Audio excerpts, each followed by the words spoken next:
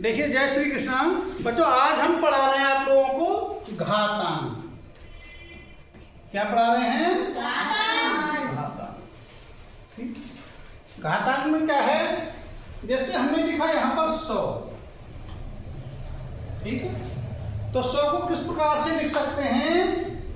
बराबर 10 गुणा 10। तो 10 क्या बार आ गया? 2 बार। एक 10 ये और एक 10 ये। तो इसको लिख सकते हैं बराबर 10 की घात 2। क्या हो गया? 10 की घात 2। तो देखो, ये जो होता है, ये जो 10 है, ये तो होता है हमारा आधार। क्या होता है? आधार। और ये 2 है, ये क्या होती है? घात। क्या होती है? इसी प्रकार से मैंने लिखा यहाँ पर 1000। 1000 का क्या हो जाएगा?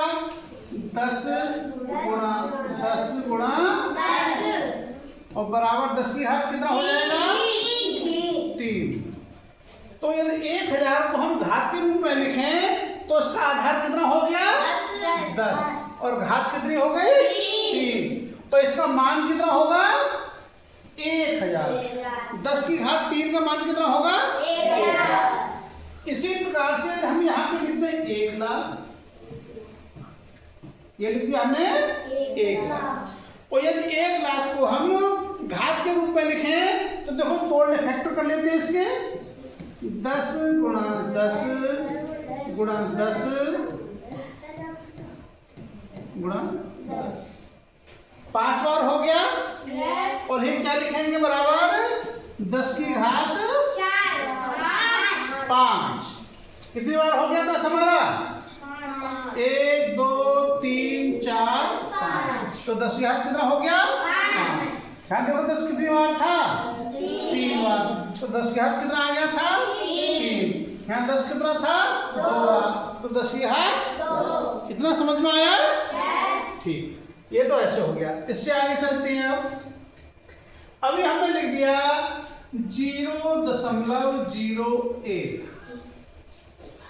0.01 इसको हम कैसे लिख सकते हैं? जब इसको भिन्न के रूप में बदलेंगे तो 1 तो 1 आ गया और दशमलव की जगह पे क्या आया? 1। और आगे क्या स्थान है? 2। तो क्या लगाएंगे? 2 0। तो कितना हो गया तुम्हारा? 1/100। और 1/100 को जब घात के रूप में लिखेंगे तो कितना हो गया? 1/10 गुणा 10 गुणा 10। 100 के फैक्टर 10 गुणा 10 हो जाएगा। और बराबर कितना हो गया? 1/10 की घात 2। और जब नीचे वाली घात को हम ऊपर ले जाके लिखते हैं, कैसे लिखेंगे नीचे वाली घात को? ऊपर। तो कितना हो जाएगा? बराबर 10 की पावर -2। कितना हो गया? 10 की पावर -2। इसी प्रकार से हम यहाँ लिख दें 0.0001। ये लिख दिया हमने। तो इसका क्या हो जाएगा? 1/, कितने आएंगे? 1/, तो दशमलव की जगह 1 आ गया। 1 2 3 4 क्या जीरो आएंगे? क्या आगे? 4। और 1 के आगे 4 जीरो लगाए तो कितना हो गया? 1/10,000। कितना हो गया? 1/10,000। और 1/10,000 को 10,000 को हम घात के रूप में लिखेंगे तो कितना आ जाएगा तुम्हारा? 1/10 की घात 4। कितना आ जाएगा? 1/10 की घात 4। अब यदि हम इनको 10 की घात के रूप में लिखेंगे तो कितना हो जाएगा? बताइएगा। 10 की घात कितना आएगा? 10 की घात -4। 10 की घात -4 आया समझ में? यस। क्लियर हो गया? अब दूसरा देखो, ये तो हमने बात की 10 की घात के ऊपर। अब 10 से हट के बात करते हैं। अभी मैंने लिखा यहाँ पर 64। कितना लिखा? 64। और 64 का लिख दिया हमने, यदि इसके कर दिया 8 गुणा 8। तो यहाँ कितना हो जाएगा? 64। 8 की घात कितना हो गया? 2 बार आया तो 8 की घात हो गया 2। ठीक। 64 को ऐसे भी कर सकते हैं हम, यदि 4 4 के कर लो, 4 गुणा 4 4 चौक 16 और चौका 64 तो कितना आएगा? चार बेस कितना हो जाएगा इसमें? 4 की घात 3। शाबाश। और यदि हम 2 2 में कर दें तो 2 दूनी 4 दूनी 8 दूनी 16 दूनी 32 और दूनी 64। कितने हो गए? 1 2 3 4 5 6 बार आ गया। तो कितना हो जाएगा? 2 की घात 6। अब 2 की घात 6 में आधार कितना है बताओ मुझे? आधार कितना है? 2। और घात कितनी है? 6। और 2 की घात 6 का मान कितना है? 64। समझे नहीं? इसी प्रकार से यदि हम 4 की घात 3 की बात करें तो 4 की घात 3 में आधार कितना है? 4। और घात कितनी है? 3। और इसका मान कितना है? 64। इसी प्रकार से यदि हम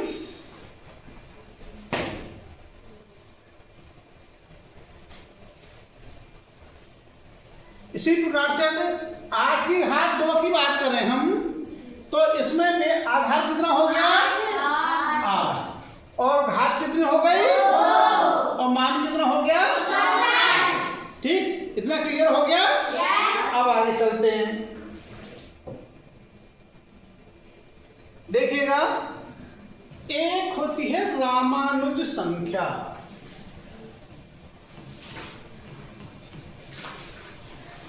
रामानुज कौन सी संख्या को रामानुज संख्या कहा गया है?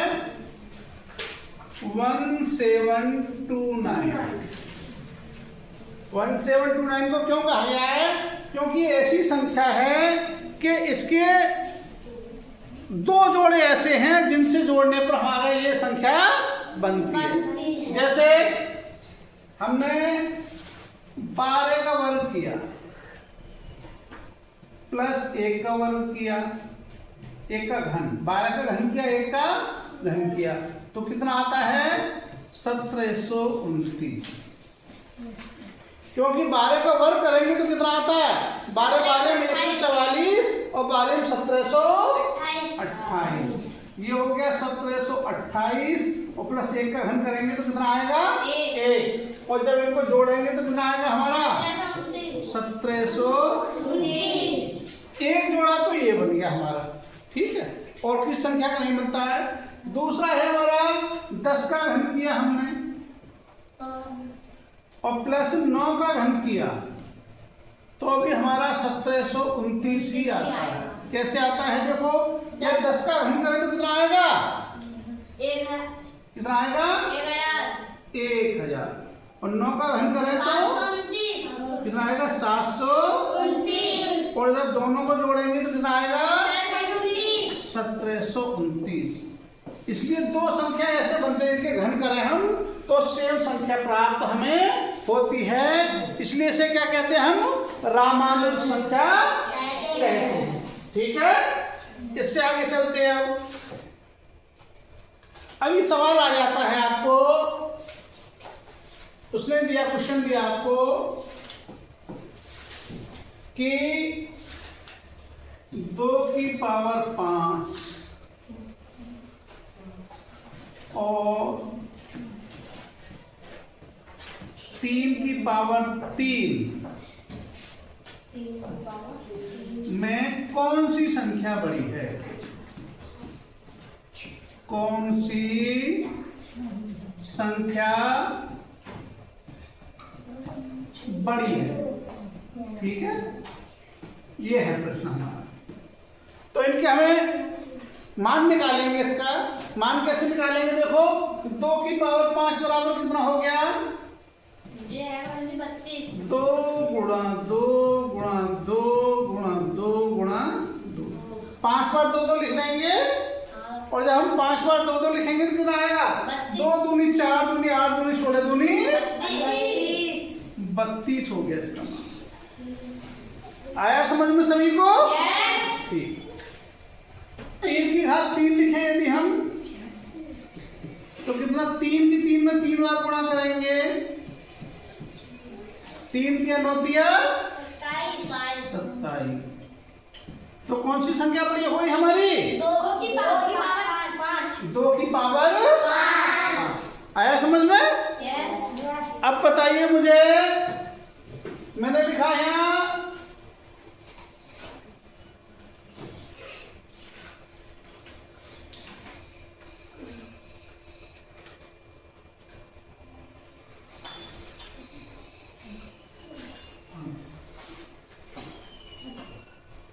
3 की पावर 4, 3 की पावर 4 और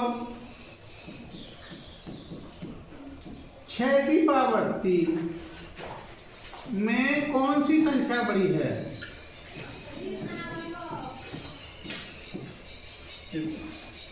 कौन सी संख्या बड़ी है बताइएगा। 3 की पावर 4 और ये करके दिखाएंगे आप लोग। जो भी बच्चे इसको देख रहे हैं आप लोग करके कल बताएंगे मुझे, और जो भी इसको देख रहे हैं इसका आंसर बताएंगे कि 3 की पावर 4 और 6 की पावर 3 में कौन सी संख्या बड़ी है।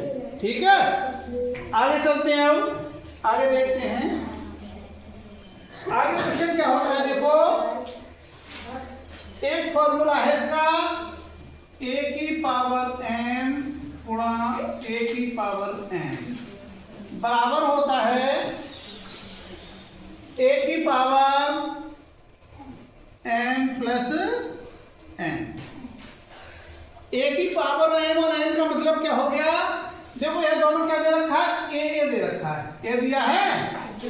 इसका मतलब है कि उसका आधार समान है। क्या मतलब हुआ इसका? आधार कैसा है?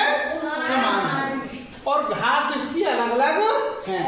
यदि आधार समान है और घात अलग अलग है तो उनकी यदि गुणा करेंगे आपस में तो घातें कैसी होती हैं? जुड़ जाती हैं। ठीक है, जैसे मैंने लिखा अभी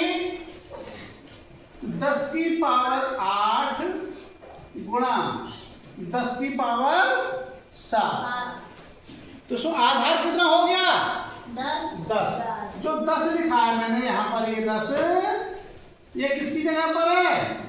एक की जगह पर। ये किसकी जगह पर है? और ये क्या हो गया? m हो गया, और ये n हो गया। ठीक है, तो क्या हो गया यहाँ पर? तो देखो एक जगह क्या आ गया हमारा?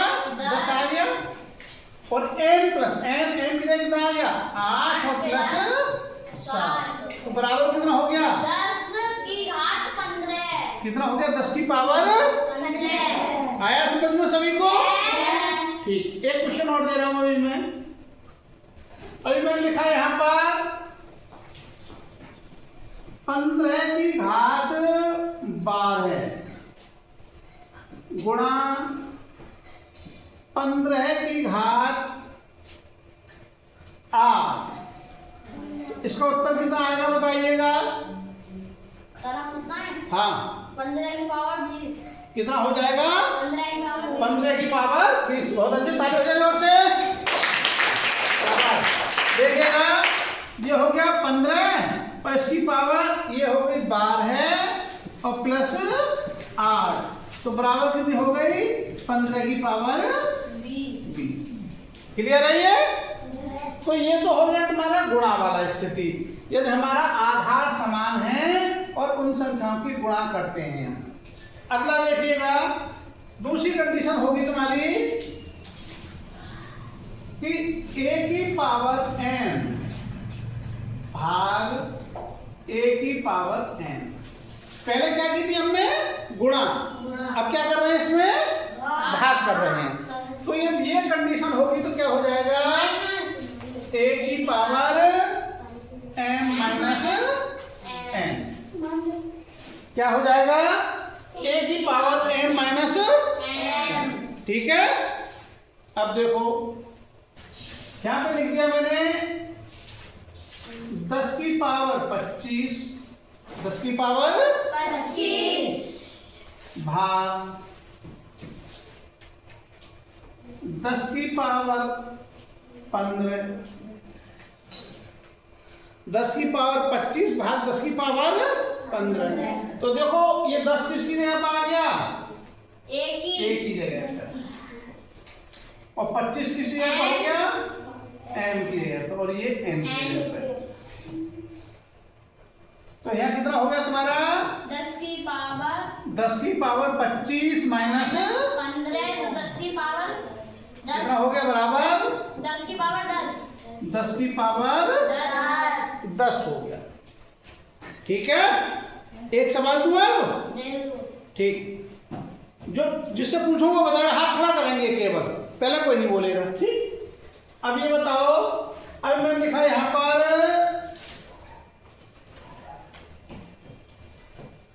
100 की पावर 50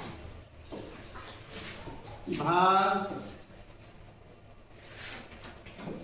100 की पावर 20। इसका उत्तर कौन बताएगा?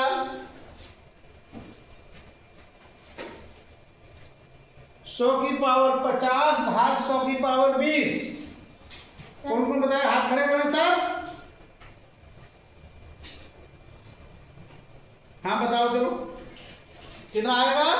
100 की पावर 30, कितना आएगा? 100 की पावर 30, ये लिखा हमने 100। ठीक है, लिखा 100, और यहाँ कितनी घात है? 50। और माइनस कितनी कर देंगे? 20। 50 में से 20 घटाएं तो कितनी आ गई हमारी बराबर? 30, 100 की पावर 30। ठीक है, आगे देखिएगा, आगे बताएं। अगला है, देखो a की पावर 0, a की पावर 0, इसका मान सदैव कितना होता है? 1 होता है। मैंने बताया आप लोगों को, इसका मान सदैव कितना होता है? 1 होता है। 1 क्यों होता है ये समझ लो। मैंने लिखा 10 की पावर 8 भाग 10 की पावर 8, तो उत्तर कितना आएगा?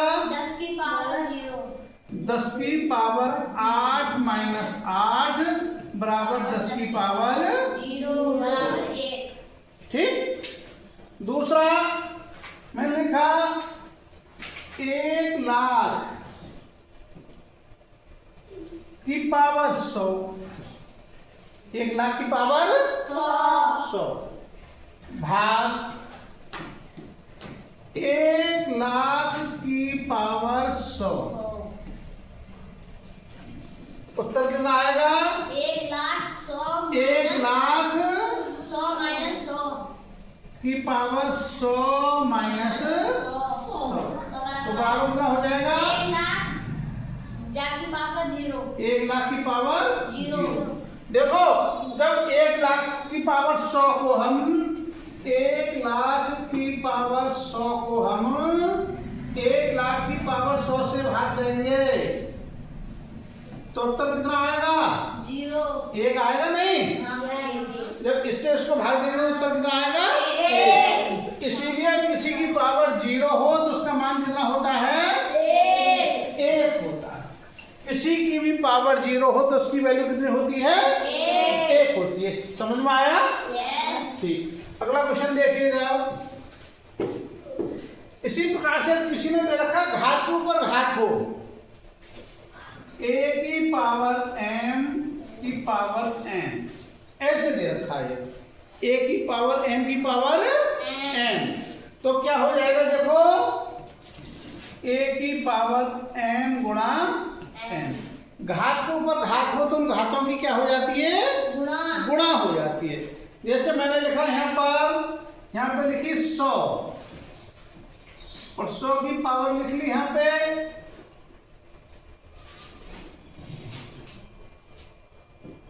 100 की पावर लिखी 10 लिख दी और की पावर लिख दी 3। 100 की पावर 10 की पावर 3, तो यहाँ कितना हो जाएगा बराबर? 100 की पावर 10 गुणा 10 गुणा 3 तो 100 3। की घात है 30। कितना हो गया? 10 किया 30। तो ये हो गया आपका 100 की पावर कितनी हो गई? 30। आ रहा है सबको समझ में? यस दे दिया सवाल पूछने को? यस। बताइएगा। तो मैंने लिखा यहाँ पर 25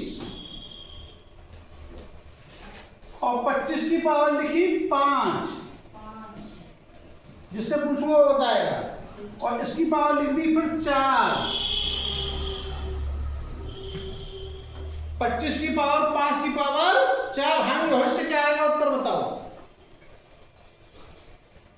कौन बताएगा? हाँ बता, कितना आएगा उत्तर? सर हाँ बताओ। 25 की हाँ। पावर 5 गुणा 4 25 की पावर 5 गुणा गुणा 4 4 बराबर कितना हो जाएगा? 20। 25 25 की पावर 20। 20। इस प्रकार से हो जाएगा ये, समझे नहीं? तो ये इतने कराए, इसका आधार पर और आगे के और क्वेश्चन कराऊंगा और उसका बाद क्वेश्चन हम कराएंगे। यदि तुमको जो भी बच्चे देख रहे हैं तुमको ये वीडियो पसंद आए तो सभी लोगों के लिए शेयर करें और नई वीडियो प्राप्त करने के लिए चैनल सब्सक्राइब करें। जय श्री कृष्ण।